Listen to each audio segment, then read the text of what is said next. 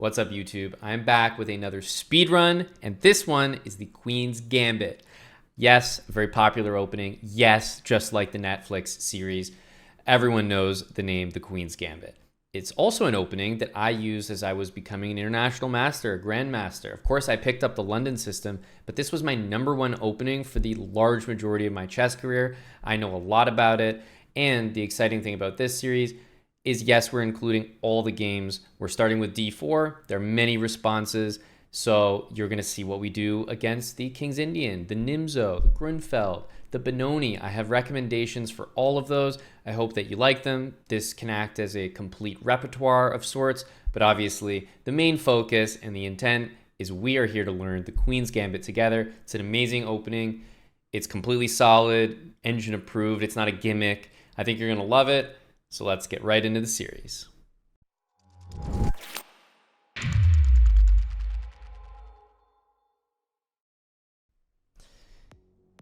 Okay, we're against Gentle Boy. And you can tell he's gentle because he played d4 for us on the first game of our speed run. And we get to play not only a Queen's Gambit ourselves. I was going to play the setup, but he actually played c4. So what a gentle opponent here. I know we're at 378 and we're thinking, what the hell is going on? But pay attention to something important already. If you're playing the Queen's Gambit as black, you have to support the pawn. You never want to take the center pawn back with a piece.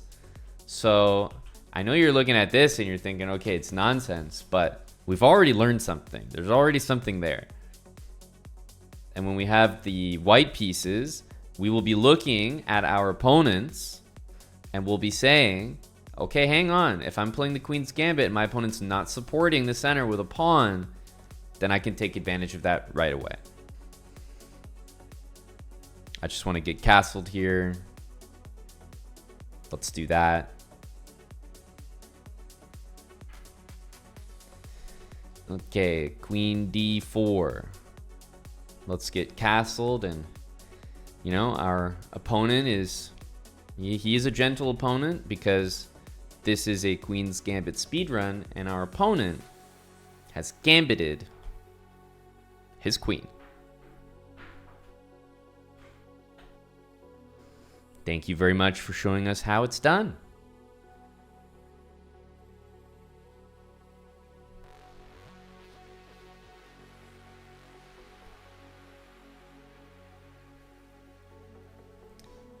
Let's keep developing. Okay, he's going to do the same thing. More pieces. Yeah, very instructive first game here. It didn't have to be me playing this game. If any single one of you was playing this game, it would have happened the exact same way. We all believe that, right?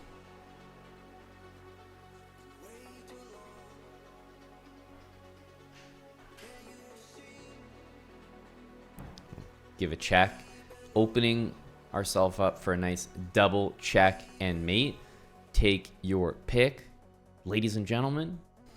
GG. Not a bad one at all. Not a bad one at all. Seems a little vicious for the first game. You want to get him out of here for that? Come on now, have some compassion here. We need to be a gentle boy as well. Game 1 of the speedrun, our opponent plays d4. Of all the new players that play e4, I'd say we got pretty lucky here. All right, no surprise here. d4 for the Queen's Gambit, and we definitely follow up with c4. Okay, and we have a game right off the start here. The next move that we're going to be playing, especially against this e6 move, but just almost in general, is going to be knight c3. Notice how if our opponent had played with a knight and maybe hadn't supported the center, I might have considered taking. But as we've learned, you know, taking when the pawn is there, not always going to be as beneficial as capturing when a piece has to recapture. It still might be a good move, and we're probably going to play it a lot in this series, but it doesn't mean you do it guaranteed. All right, we get to see c5. This is a, I mean, I'll call this basically like a Tarrasch setup. Usually when this happens, immediately I'm thinking isolated pawn. So the first thing I'm going to do is I'm going to capture now. I'm going to do this most of the time that I see the move c5 played. I'm going to be capturing this way, but I'm not going to be capturing that way. And now I'm just going to support this pawn, because if they get exchanged, then the result is going to be an isolated pawn. If it takes me, I'll take it back. Bishop comes out, and again, there's lots of setups you can go for, but I'm going to choose the one that we're probably going to be using the most here, and it involves g3. Why does it involve g3? Because I don't really want to play e3 to block the bishop, and it's not always clear that you can bring the bishop out comfortably. So I'm going to play this setup, which is one that I can use no matter what in this opening. Okay, pieces are developing. Yeah, there's an idea to take, but I'm just going to take care of myself here. Bishop on g2 is going to hit this pawn in the center, which is going to be helpful for me.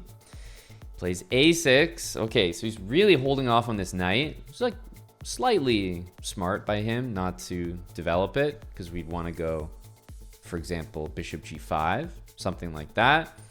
So I would say at this point, it probably makes the most sense to capture. We've got ourselves castled here. Let's get this bishop out. Probably want to bring this rook to c1. Hit this guy, and if the pawn moves, we can move our knight. Again, we already knew this was going to be our next move. He's going like this. I know it might be tempting to do knight d5. It does win a pawn, but even better than that is going to be knight a4 here. It's actually going to win a piece.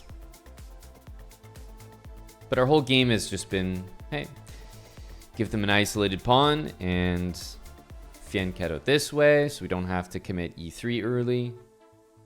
And yeah, that's going to be a free piece. And if we take this way, it might even be 2 free pieces, if we're lucky.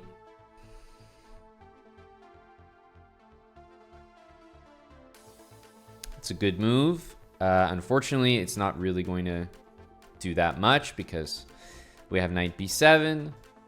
The king is still in the center here, and oh man, queen c8. Take your pick. I'm going to be winning a lot of free pieces here. Let's take the queen. Not be let's not be silly. We got to take the queen there. And I guess rook takes looks good. There's going to be some kind of fork here. It's a check. And let's take this.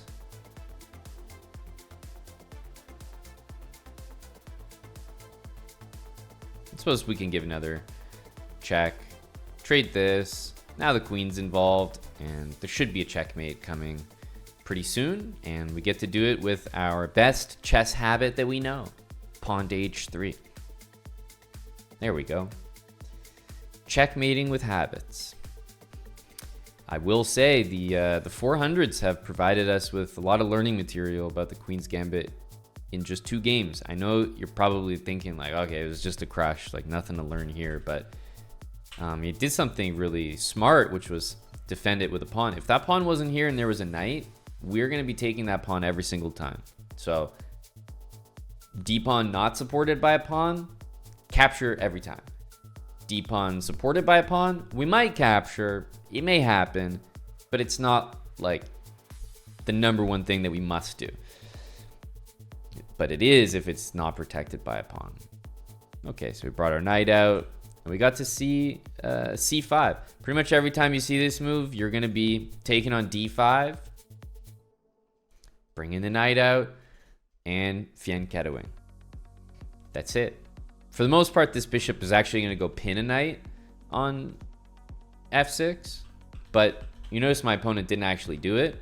And so at some point, once you're castled and safe, if your opponent's moved the bishop, you want to take here. You're definitely not going to be capturing here, because the bishop hasn't moved yet. So the only time you're ever going to really want to capture this pawn is once you see this. So I could have captured it here, but I decided, like, let's get our king safe. That's a nice habit. Don't need to get complicated. But then if it's still there, you haven't taken me, you haven't done anything, I am going to be capturing. Yes, I am. And I really was expecting his knight to be developed. So, you know, he took long enough here that I bet if I was playing a higher rated player, I'd probably go do something like e4, like maybe a bit more aggressive. But to just showcase the ideas here, I think this was a bit easier to understand. And again, I'd love to go pin a knight somewhere, but just wasn't there. So bring the bishop out, bring the rook over, do my best to control d4, but for the moment, black's not even ready to castle. And we have pretty good pressure. We can bring this knight in, knight g5. A lot of ways to pressure this d-pawn, but we didn't end up making it that far because there were some tactical issues. You can play e3 if you want, but you're just blocking your bishop. That just kind of sucks. Doesn't feel very good. Doesn't feel like it's part of this opening. And if you try to bring the bishop out, then you kind of expose yourself a little bit. First of all, I want to bring it here, and I don't really have a knight to pin. And if I go here and then I go there, at that point, black might be bringing a lot of pieces out. It's a little bit annoying, so definitely a lot safer to do this. All right, well, it's going to be d4, and I'm happy that we're exposed to this move early, especially if you have a system that you're trying to play and someone plays e5. I have no idea why they would try to play it. Someone must have put some content out about that. But in case they do, the worst, absolute worst thing you can ever do is like try to decline it or try to keep playing a Queen's Gambit. Don't do that. Do me a favor, don't do that. Make sure that you take it. If you're not taking it, you're already double question marking. So everything you see here is going to be more specific to the move e5, and it's less about the Queen's Gambit, but it's worth remembering because you'll probably see it a decent bit against d4. So black's got knight c6, black's got queen e7, and now black is torn. Because the way I've played, he's like, well, hang on, I could take this. That's what I'm supposed to do. I can also go queen b4. It's not a check anymore, but I kind of remember that idea as well. He decides to take, and, you know, let's make sure this doesn't happen. I see this way too often from 400s. Because let's be real, e5 is not an opening you should be playing at 400, and well, that wasn't too difficult, was it? So e5 should definitely not be that scary. Now the queen comes out, which means c7 is once again available to be captured. King comes up, and already this fantastic opening here is lost. That's a check, and that is a checkmate. Didn't even take 10 moves. If you're doing anything against the England other than capturing this pawn, you are already blundering. Just absolutely horrific. You must capture here. I don't care if you're playing the Stonewall, the London, the Queen's Gambit. I don't know what kind of player you are, but when e5 happens, you can't still be that player. You got to just have your own stuff ready and make sure you capture. This was 9 moves. It was not that difficult. You must capture. Do opponents get their ELO back? Yes, except obviously this guy. I'll make a note. I'll make sure to tell chess.com not to refund it, but everyone else absolutely will. All right. As always, we start with d4, and okay, we have another e5 here. So we'll see. I was gonna say, not everyone really plays e5 in order to go knight c6 or anything. Like, some people do it for a completely different reason. F6 looks like not a very good move. I'll just respond by pushing e4. I was kind of expecting the pieces to move out here. Bishop c5. Well, I think despite my next move not really being the best move. It's certainly the most tempting move.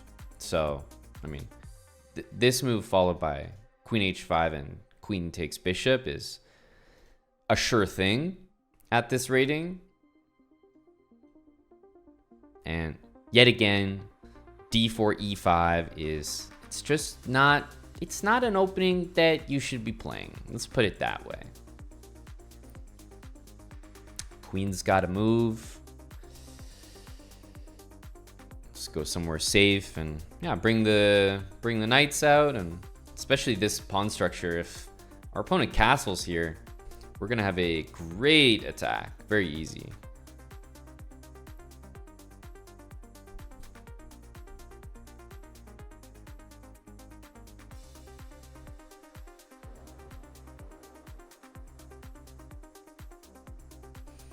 Knight h6 is definitely not going to be the move.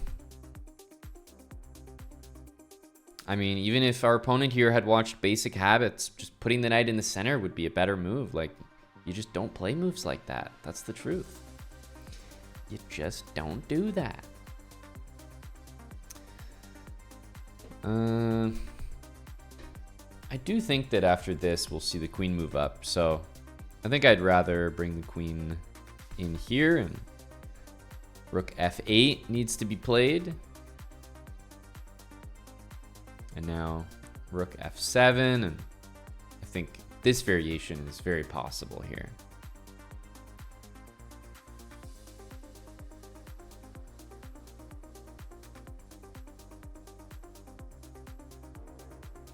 This is a good move as well. It does defend, but it also puts you at risk here of playing a move like a6 and not realizing that this is pinned, which is defending that. And that's exactly what we're seeing here. GG.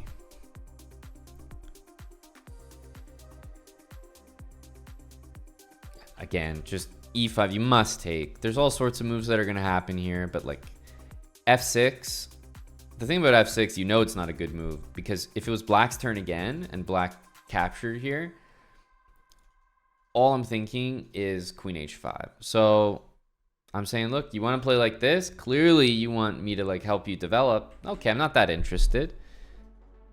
Let me play e4. If you take, we've got this move, which is like a complete crush. And the game will end in checkmate pretty shortly here. All right. We'll go d4.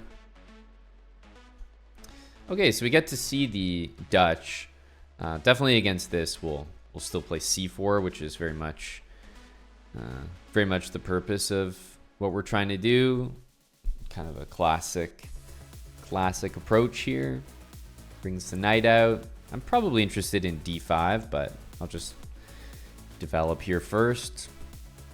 Don't know what that's about. Let's go here. Okay, he actually had the knight develop great, and he spent 2 moves putting it on an awful square. I guess I'll expand in the center here. Okay, he's pre-moving. We love a good pre-move. Let's see, takes.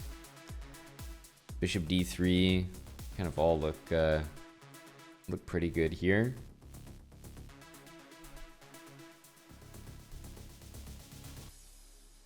Yeah, I'm a bit partial to bishop d3. Yeah, maybe he'll take. Can try to take with a knight.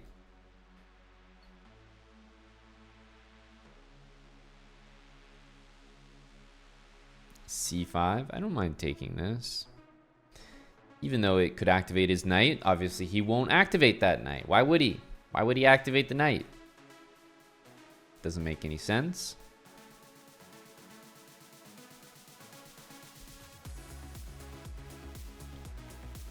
At this point, I'm seeing no development, which is making me think I definitely want a long castle.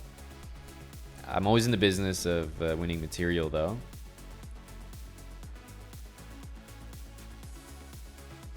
So we have somebody who is in desperate need of habits here, guys.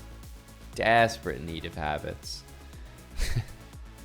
We're looking at someone who just absolutely refuses to develop any pieces. I don't know how else to say it. Just no development, nothing.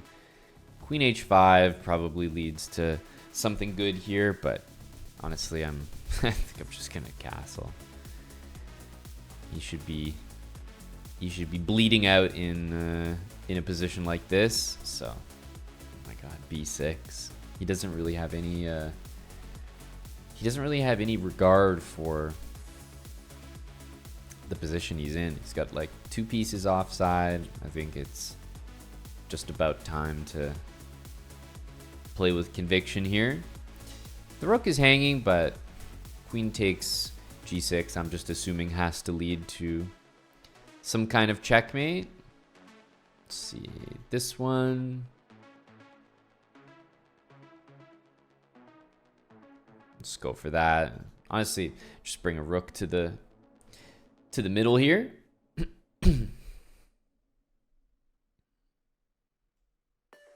Doesn't even need to be a check. It's just, I don't know, looks like a good move. Okay, bishop c2 is, it's probably enough, right? I mean, yeah, it looks like enough, but I think this is a bit more satisfying. I guess it is going to be double check and mate. Yeah, I mean, there's nothing to say. Like, this guy just needs to have his account deactivated until he watches Habits. This is just not how you play chess. Developed 1 piece the entire game, the knight, and then just like moved it 6 times, then moved the queen before any other piece, moved it multiple times as well, and just moved pawns and king nonstop. Unfortunately, not many good things to say about that, but we'll keep it solid and classical with the 2 pawns, the knights, and then if I don't see anything in the center, like eventually I'm just going to take the center, castle, and I've got so many pieces, part of the attack here. Literally everything I've got is working. All right, we're going to play d4.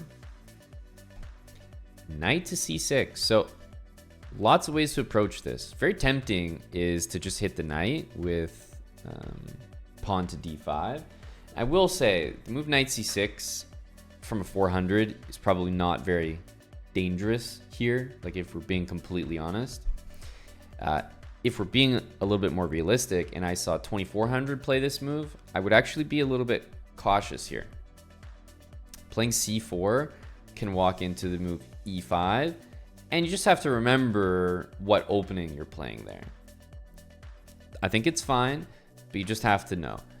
A lot of people like to play knight f3 here because it kind of deals with e5. I am going to play c4, but you have to know that if e5 happens, you're kind of walking into a Budapest gambit. That's all. And this opening has a specific name called the 2 Knights Tango. Because if you just start attacking these knights, they just start moving all around, you can get into trouble. So in this particular setup, instead of going with the knight to c3, I think it's important to start with this knight and prevent the move e5. And after you do, then it makes a little bit more sense to play this. So interesting glimpse there into an opening that I would say I expect a lot more at a higher level. We're kind of playing a Nimzo here, which is fine because we're going to end up playing a Nimzo at some point here. Knight takes b4. I'm not sure if it's going to help here. A lot of people, when their bishop's trapped, they panic and lose another piece. This guy at least is only going to lose the 1 bishop, but still. Dropping material there, my friend.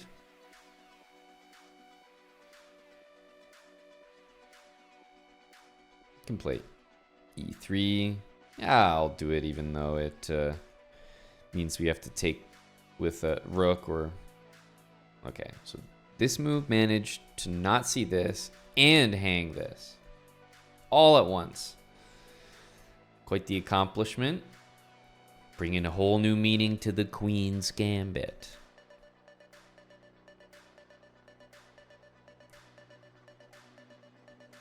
Oh no. This is a lot of material.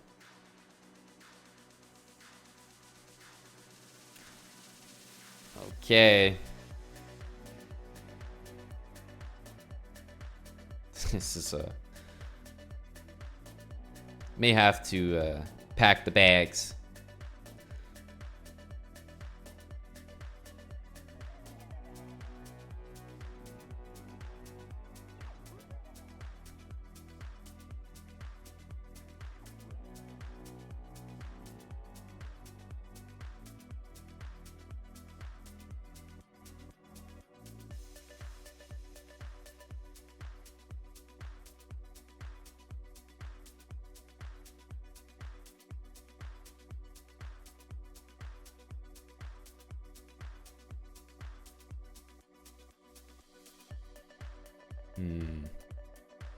Plus 24. Yeah, that's a good chunk of material there.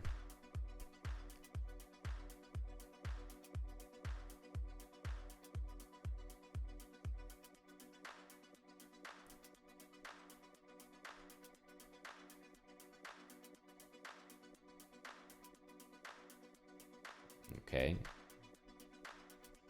Let's continue.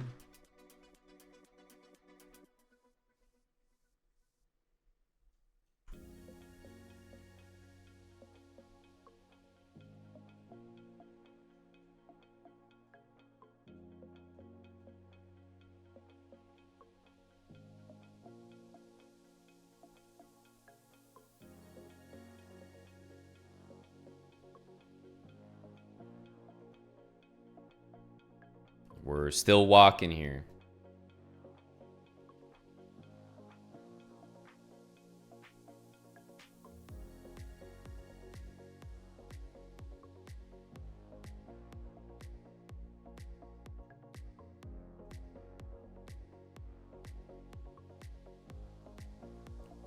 I like to make sure that I don't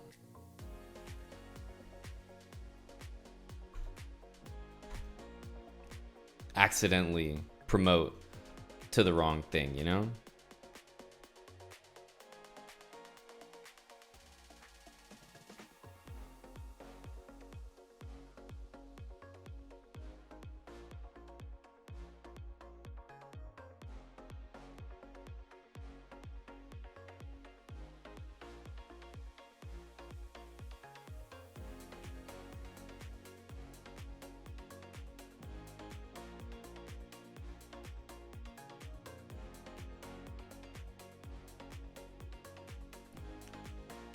Okay, now we can accomplish our reset mate.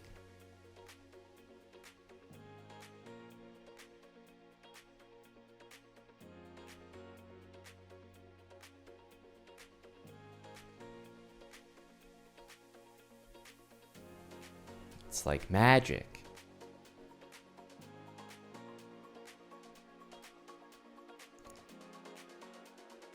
The game just ends with the pieces set up the way they started.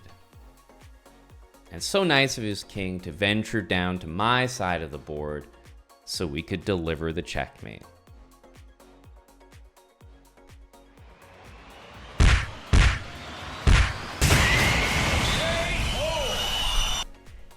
Ouch. You know, it doesn't matter who you are, it stings a little bit, it hurts. And this wouldn't have been possible if you didn't play the Queen's Gambit. Don't forget that. Okay? This is all because of the Queen's Gambit. It's a new speed run. This will afford you the opportunity to do this yourself.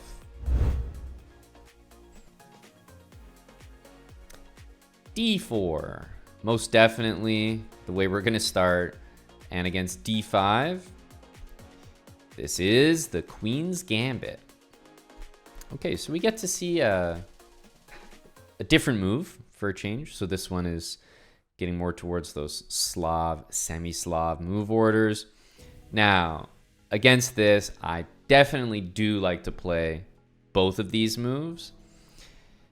It's kind of hard for me to say that one is, you know, significantly better than the other. I think they're both pretty good. I like knight c3. I think it's the most consistent with the knight c3 that we're playing in just about every other variation, so I don't mind continuing it. And with this move, we see our opponent indicating pretty much their exact setup. Like, I'm very sure what we can expect here. Now, the one thing with this early is immediately I start to look at this. So as soon as I see this, I'm starting to wonder, do I just have, like, is there an immediate problem here? Like, I think black has to play e6 and it's just kind of a bad move. So I'm wondering, hang on, is there something here? I think there might be. So just bishop g5 takes, take this pawn in the middle, and we're threatening knight c7 there.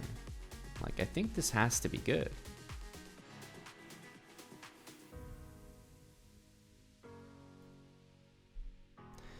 All right, well, I suppose we have to go for this. I mean, we could bring like castle, but then the bishop goes to e5 and we're not exactly doing it. So we get this. Our opponent gets bishop b2.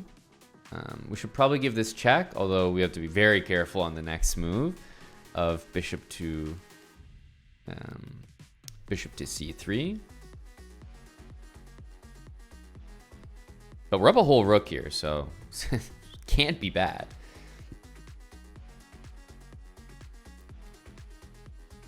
This is a little bit of a helpful move because we get to extract our knight and we get to trade the rooks here.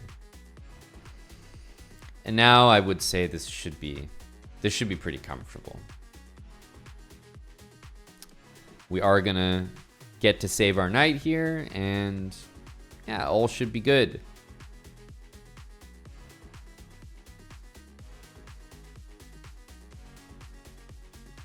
We definitely don't need to castle anymore, so I don't think this check is as big of a deal.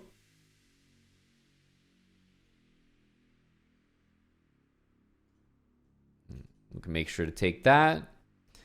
And the pieces that are tucked away in the corner, for our opponent it's a king, for us it is a rook. Actually, this move is immediately going to make me try to play h4, h5. Maybe we don't even need to move the rook to get a win here.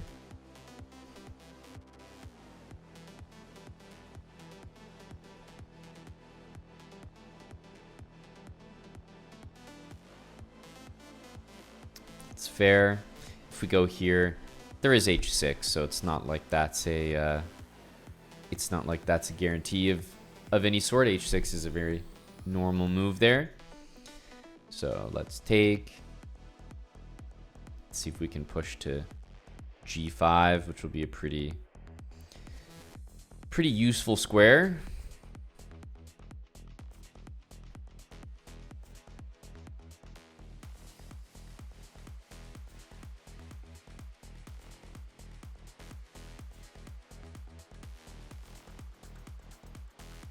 And I think we should be able to manage from here.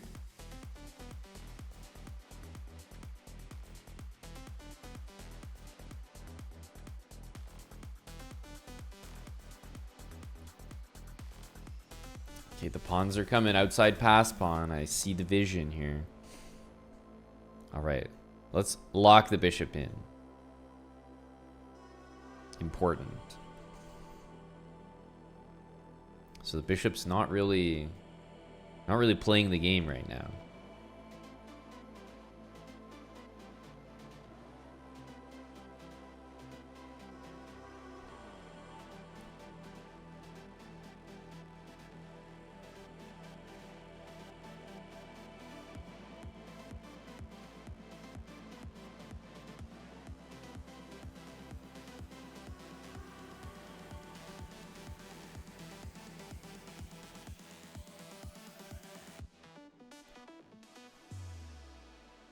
We want to make sure to, keep the king locked in.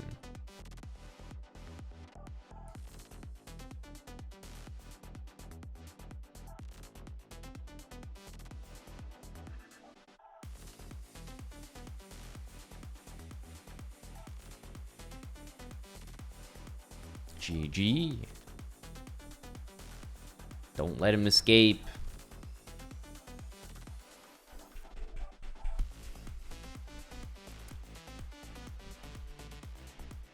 The Slav. Yeah, it's a different way of playing the Queen's Gambit declined. This move was very unique. Immediately makes me think of this, just because I haven't really seen this move too often, so I don't necessarily think that this is the best way to play, but it looked really difficult to react to.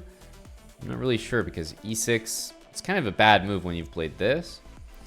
If we're being a little bit more, I don't know, safe, I think just knight f3, and I would almost always go for the most simple setup here. Knight f3, e3, bishop e2, castle, and go from there. This bishop can fianchetto here. But there's something about how early that it was played without even a knight developed that I felt we had to go for a punishment there. Well done. You made it to the end of another episode in the Queen's Gambit speedrun. Make sure to like the video and leave a comment down below if you enjoyed. And if you haven't subscribed, make sure to click that subscribe button and turn on post notifications so you never miss the next episode.